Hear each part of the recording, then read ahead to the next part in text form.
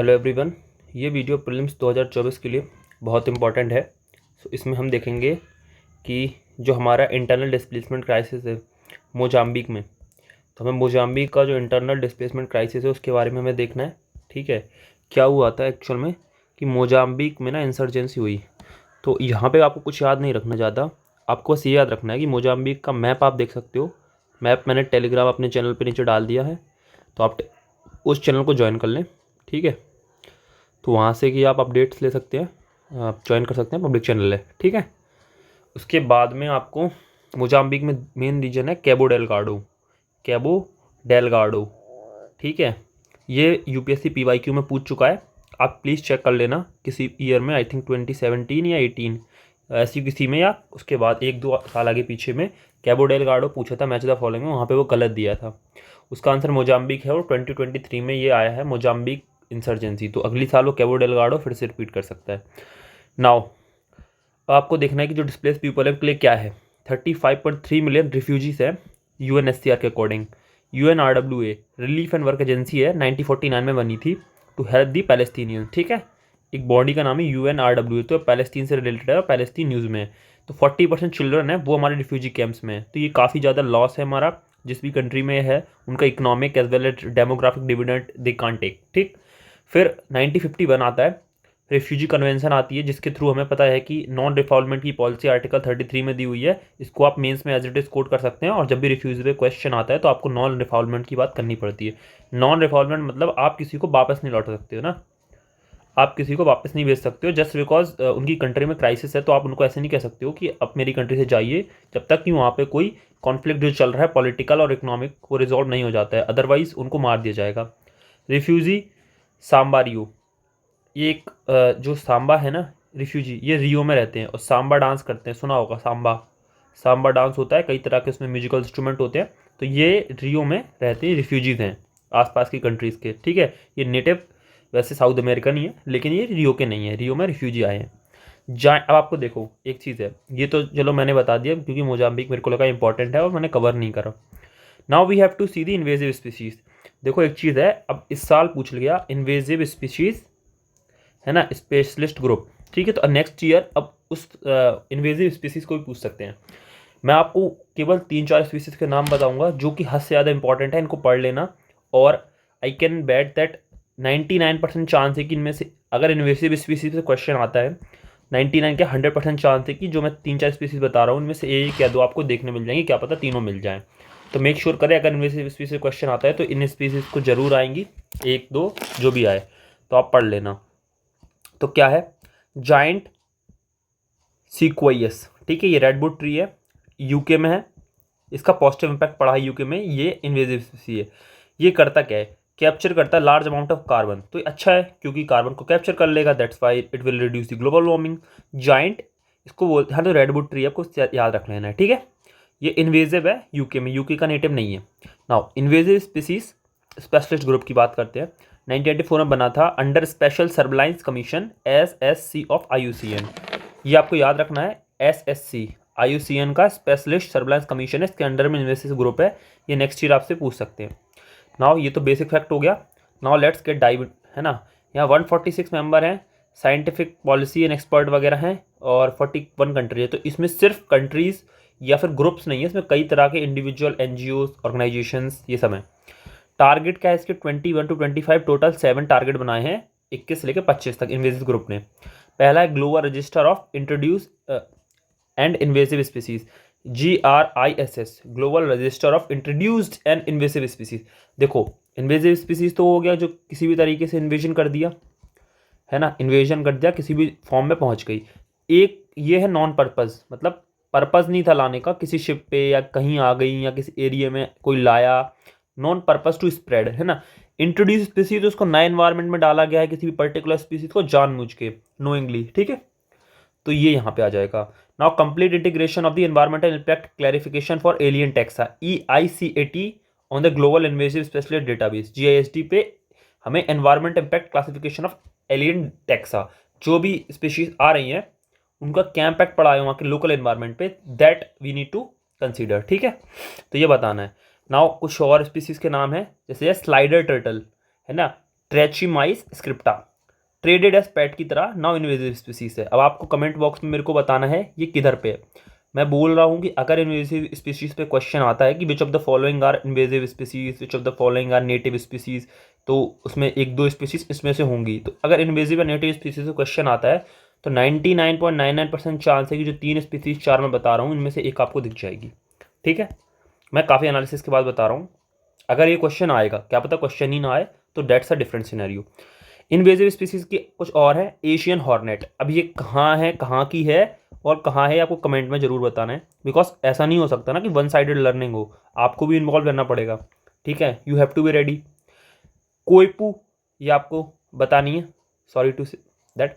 कोयपू, coypu किधर की invasive species है और किधर इन्वेजन करा है, करती क्या है ना, ये पॉजिटिव इंपैक्ट डाल दिया, नेगेटिव आपको बताना है। ज़्यादातर स्पीसीज नेगेटिव ही डाल रही हैं क्योंकि वो लोकल जो नेटिव स्पीसीज को मार देती हैं।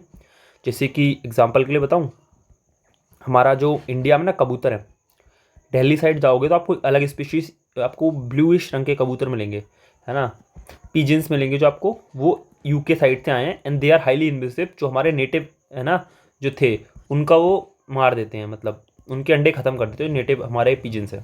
नाउ ईस्टर्न ग्रे स्क्वेरल, ये एक इन्वेसिव स्पीसीज है, साइंटिफिक नेम है स्क्यूरस कैरोलिनेंसिस। ये आपको मैं जिसमें बता रहा हूँ कि ब्रैकेट में लिखा मिल सकता है। इन्वेजिव इन यूरोप, कहाँ पे इन्वेजिव है, यूरोप में। कहाँ की है ये आपको कमेंट में बताना है, बिकॉज एक्टिव लर्निंग करोगे तभी आपको कुछ पता चलेगा। ठीक है, स्पीसीज सर्वाइवल ग्रुप की बात कर लेते हैं। इसी के अंडर में हमारा वो इन्वेसिव स्पीसीज स्पेशलिस्ट ग्रुप है।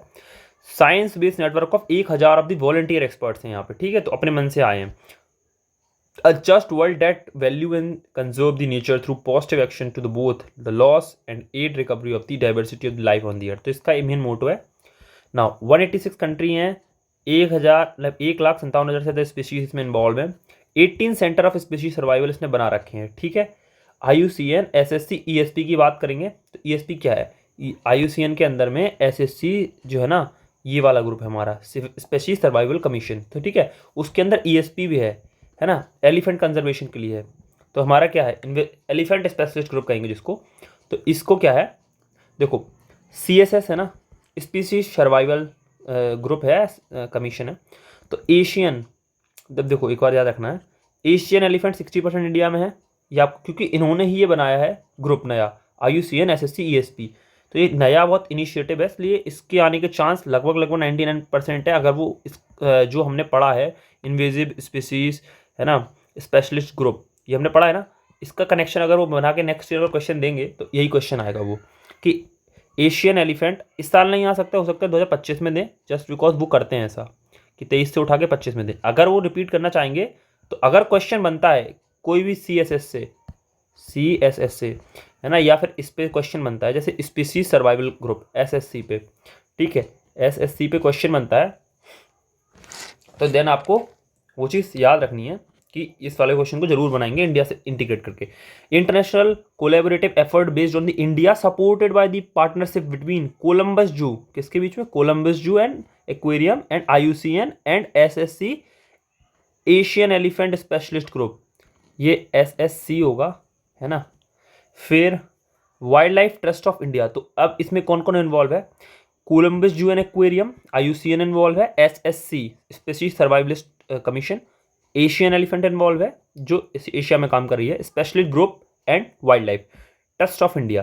तो कौन इसको होस्ट कर रहा है, wild life trust of India. तो इनमें से पूछ सकता है कि which of the following is hosting this commission, और विच, या फिर ऐसा सकता है कि wild life trust of India is hosting विच।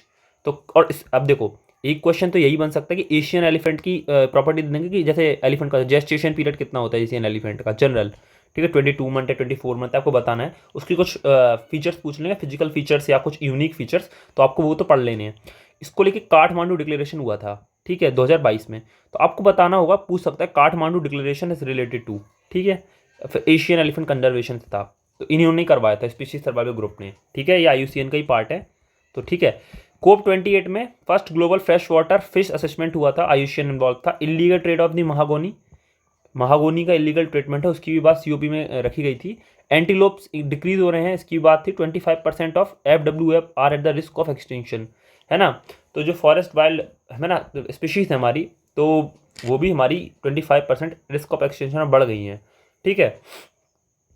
अब देखो, लेक तुर्काना केन्या में है, क्लाइमेट चेंज की वजह से परेशान है यहाँ पे लोग, ठीक है। तुर्काना लेक केन्या में है, क्लाइमेट चेंज की प्रॉब्लम है, तो ये लेक भी इम्पैक्टेड हो रही है, ड्राई हो रही है ना। फिश की अमाउंट कम हो रही है। फ्रेश वाटर की बात करते हैं, है ना। और अब फ्रेश वाटर पे आते हैं, तो अटलांटिक सैल्मन, ये फ्रेश वाटर है, तो सैल्मन कहाँ अटलांटिक में मिलती है, इन्वेजिव है, पैसिफिक पिंक सैल्मन यहाँ पे। तो जो ओरिजिनल है अटलांटिक सैल्मन है, यहाँ पे पैसिफिक की पिंक सैल्मन पहुँच गई है, इन नॉर्थ यूरोप के एरिया में पहुँच गई है, तो ये इन्वेजिव स्पीसीज है। तो ये भी आपका क्वेश्चन बन सकता है कि कहाँ पे। फिर green turtle in south Pacific and eastern Pacific, याद रखना ग्रीन टर्टल भी हमारा क्या हो गया, अब ग्रीन टर्टल हमारा एक इन्वेजिव स्पीसीज है ना। स्कैमेटर हॉर्नेक्स ओरिक्स, ये एक अजीब सा नाम है, आपको याद रखना है, स्कीमेटार हॉर्न ओरिक्स। तो ये कंजर्वेशन हो रहा है इसका चार्ट में, ठीक है। ये स्पीशीज है, एक्सटिंक्शन की तरफ है। सैगा एंटीलोप, सैगा की बात हो रही है, एंटीलोप इंक्रीज हो रहे हैं कजाकिस्तान में, ठीक है। फिर IUCN रेड लिस्ट में 9 कैटेगरीज हैं, तो आपको लिख सकता है IUCN रेड लिस्ट में 8 कैटेगरीज हैं। Not evaluated, data deficient, least concern, near threatened, vulnerable, endangered, critically endangered, extinction wild, extinction. क्या है, नॉट इवेल्युएटेड। देखो लॉजिकली समझो, किसी को इवेल्यूट ही नहीं करा है, भाई इवेल्यूट कर लिया लेकिन डाटा इतना नहीं मिला, डाटा भी मिल गया लेकिन इतना कोई टेंशन नहीं है यार, ये तो काफ़ी है, वो तो ठीक है। फिर भाई अब डर लग रहा है यार, स्पीशीज तो ख़त्म हो रही है ना यार, मतलब नियर थ्रेटेंड है, थ्रेटन होने के चांसेस हैं, ना हो तो वल्नरेबल हो गई 1 साल बाद, यार एंडेंजर्ड हो गई है 1 साल बाद, तो बड़ी मुश्किल है बचा पाना। यार क्रिटिकली एंडेंजर्ड है, ख़त्म ही हो जाएगी, यार वाइल्ड में ही कहीं चली गई है, मिल ही नहीं रही है 3-4 साल से, नहीं कहते 3-4 साल रीअपियर होती है, देन एक्सटिंक्ट हो जाती है। ये स्टेजेस हैं इन्वॉल्वमेंट 9। तो क्या हुआ, हमने इवैल्यूएट ही नहीं करा, हमने इवैल्यूएट करा पर डेटा नहीं मिला, हमें डेटा मिल भी गया पर हम लीस्ट कंसर्न है क्योंकि बहुत है। फिर पता चला यार नियर थ्रेटेंड है, ये तो मार रहे हैं लोग यार, अब तो वल्नरेबल और पता ही कितने मार दिए हमने, तो देखे ही नहीं, बचा ही नहीं पाए यार, एंडेंजर्ड होती जा रही हैं, इनको और बचाना है, देन क्रिटिकल एंडेंजर्ड आ रही हैं, फिर एक्सटिंक्शन वाइल्ड, अब गायब भी हो गई, वो इक्का दुक्का जंगल के अंदर मिलती हैं, देन आपका एक्सटिंक्शन हो जाता है। तो ये स्टेजेस हैं, आपको याद हो जाएगा। IUCN 7 कमीशन है इसके अंदर में, ठीक है, एक स्पीशीज सर्वाइवल कमीशन भी है, इसका एक पार्ट है। 8th IUCN Asian regional conservation forum held every 4 year, तो बायएनियल नहीं है, नहीं ट्राइएनियल नहीं है, क्वाड एनियल है ना, तो 4 साल में एक बार होती है, याद रखना। IUCN की 8th हुई थी अभी, तो बैंकॉक थाईलैंड में हुई थी, 500 लोग थे, रिप्रेजेंटेटिव थे इसमें, ठीक है। बोन चैलेंज क्या है, को फाउंडेड बाय IUCN है। Afforestation of 210 million plus hectare of land है, तो ये अफॉरेस्टेशन के केस में या फॉरेस्ट कंजर्वेशन के केस में बोन चैलेंज को एक्सेप्ट करने की बात आप कर सकते हैं। 150 जो हमारा मिलियन प्लस हेक्टेयर है ना, उसको 2020 में करना था टारगेट, और 350 प्लस 2030 में, ठीक है। कंट्रीज में 61 है हमारी प्लेज, 74 कंट्री, मतलब 74 टाइप ऑफ प्लेज ली हैं, 6 एशिया में है ना। रिस्टोर आवर फ्यूचर, तो ये इसका एक मोटो है, ठीक है। IUCN under the Paris agreement बना था, global standard for the nature based solution, ठीक है, ग्लोबल स्टैंडर्ड बनाने के लिए। तो IUCN का ये देखिए 83 नेचुरल वर्ल्ड हेरिटेज साइट्स है, थ्रेटेंड है वर्ल्ड हेरिटेज साइट्स, है ना, यूनेस्को वर्ल्ड हेरिटेज साइट है, नेचुरल वर्ल्ड हेरिटेज साइट 83 है। IUCN वर्ल्ड हेरिटेज आउटलुक निकालता है, याद रखना। IUCN ग्रीन लिस्ट भी निकालता है। COP15 कुनमिंग मॉन्ट्रियल में हुआ है, जो बायोडाइवर्सिटी वाला है ना, conference of party, global biodiversity framework बना था यहाँ पे, उसमें हमारा IUCN इन्वॉल्व है। मरीन हीट वेव्स इंक्रीज 50% हो गई हैं, आप इसको मेंस में यूज़ कर सकते हो, ठीक है। नाउ फ्रीक्वेंसी बाय 10 ईयर्स, तो ये मतलब डेटा है कि 50% इंक्रीज इन 10 ईयर, ये IUCN ने बोला है। 6th session of UNEA in Nairobi Kenya, है ना। देखो यूनाइटेड नेशन एनवायरमेंटल असेसमेंट का 6th सेशन हुआ नैरोबी केन्या में, ठीक है। उज्बेकिस्तान 2024 में IUCN led international partnership launch हुई है, one health centre Asia project, mitigate करना है जूनोसिस डिसीजेज हैं, मतलब कि जो एनिमल टू ह्यूमंस में ट्रांसफर होती है ना, तो उसको जूनोसिस कहते हैं। तो उसके ऊपर उज्बेकिस्तान में IUCN लेड एक इंटरनेशनल पार्टनरशिप लॉन्च हुई है। IUCN at UN conservation on migratory species, ठीक है, CMS इसका जो 14th एडिशन हुआ है कोप का, तो माइग्रेटरी स्पीसीज के ऊपर कन्वेंशन में IUCN ने पार्ट करा है। समरकंद स्ट्रेटजी प्लान इसके लिए बना था। Unite for nature magazine IUCN निकालता है। इंडिजीनियस पीपल IUCN एंडोर्स करता है, जो भी इंडिजीनियस पीपल है उनके जो भी मतलब राइट्स को कंजर्व करने के लिए। UN ड्रिप निकाला है 2008 में इसके लिए, इंडिजीनियस पीपल्स के लिए। IUCN HRCT and CEESP support करता है इसको। डायरेक्ट कंजर्वेशन फाइनेंस इनिशिएटिव, आपको देखना है direct conservation finance initiative, IUCN plus conservation international ने बनाया है, तो किस किसने बनाया है, ये स्टेटमेंट आ सकता है, डायरेक्ट कंजर्वेशन फाइनेंस इनिशिएटिव। आप इस वीडियो को बार बार देखें तो सब याद हो जाएगा।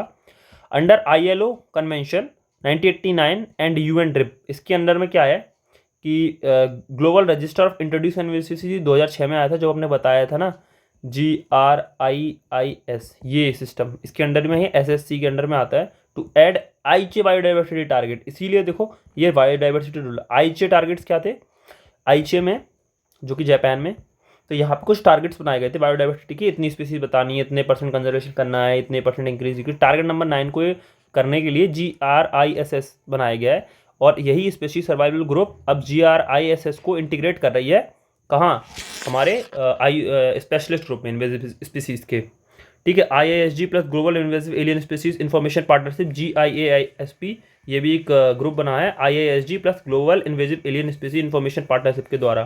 So this is all, CBD हम नेक्स्ट वीडियो में कवर करेंगे। Thanks for watching.